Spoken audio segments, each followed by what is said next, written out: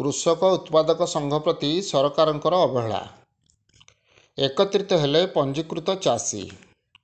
ढेंकानाल जिला गौंदिया ब्लॉक डालसिंघा मार्तापुर ठारे गढ़ी उठिथिबा Chandrashekhar fed farmer company कृषक उत्पादक संघ पंजीकृत।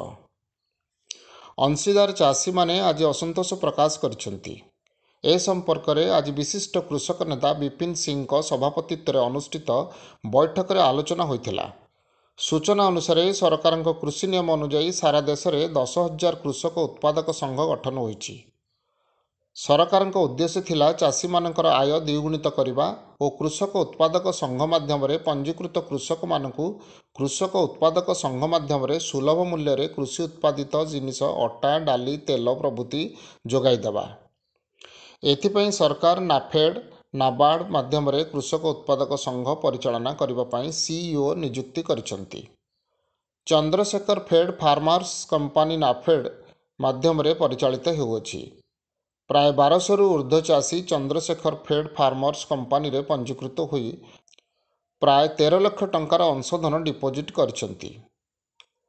चाषी मानकु सुलभ मूल्य रे अटा डाली जोगाई दि जाउथिला, किंतु गत 7 मास ହେଲା विभिन्न आड़ देखाई नाफेड पक्षरु यह बंद कर दिया जायछि।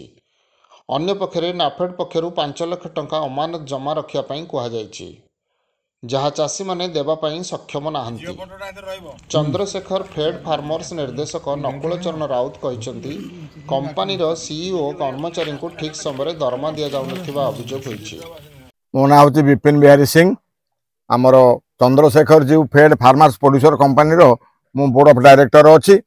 चंद्रशेखर जी फार्मर्स प्रोडक्शन जो आपण माने एकत्रित होइछनी कोन पय हिचनी कोन कहि आमे समस्त एकत्रित हेतु आमर प्रधानमंत्री जो आमर एफओ गठन करिया पय समस्त परामर्श पाइथिलु एवं चाषी मानकर आय द्विगुणित करिया पय आम माने बहुत खुशी थिलु।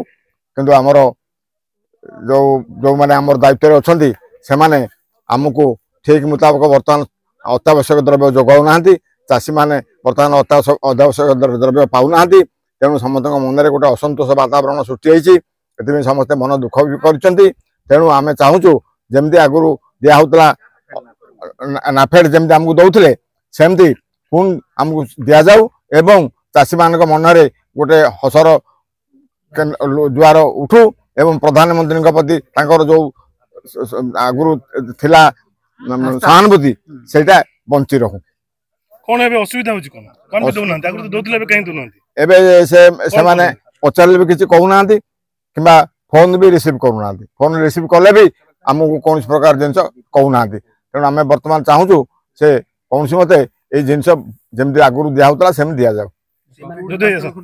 ए संपर्क में कंपानी बीओडी सभ्य माने अंशीदार चाषी माने समस्त अधिकारी और निर्वाचित प्रतिनिधि मानक जणाइथिले मध्य सरकार पक्षरु कौनसी पदक्षेप निया जाय नाही।